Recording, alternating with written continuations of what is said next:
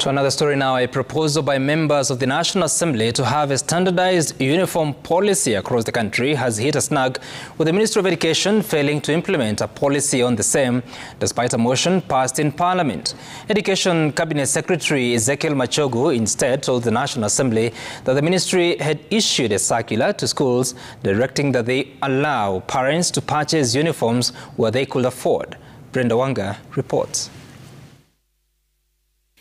The cost of acquiring school uniforms for pupils and students has been listed as one of the school requirements that drive up the cost of education, and the National Assembly members have been pushing the Ministry of Education to address the issue through a policy on standardization and production of uniforms across the country.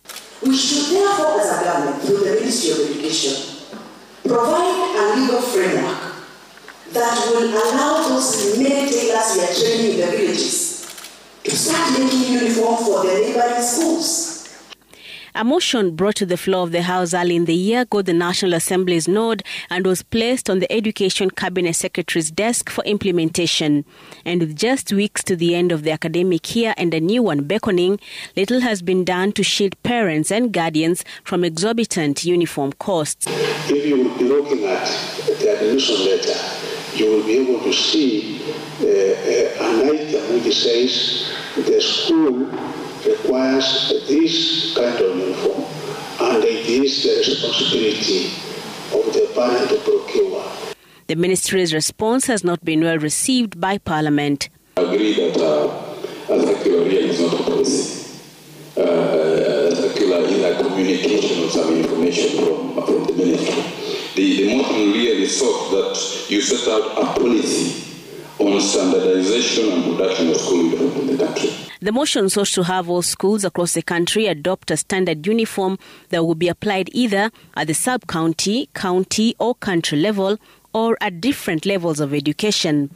The price of the uniform was also expected to have been set at the same level to stamp out what the legislators term as unfair disadvantage accorded to uniform distributors who are alleged to collude with school heads to fleece parents.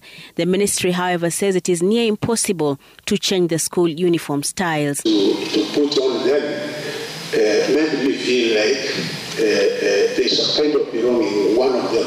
So it will also cause so many challenges in schools. If we say that a county like Kiambu, for example, Kajiado, Nairobi County, we tell them to have one set of uniform. And so must come up with a policy on uniform standardization so that we can stop the demand of uniform and supply of uniform to be controlled by school administrators, and the government must take charge. The formulation of a policy on uniforms for all levels of education was also one of the recommendations of the Presidential Working Party on education reforms, and the lawmakers say they will not rest until the ministry moves to address the cost of school uniforms. Brenda Wanga, Citizen TV.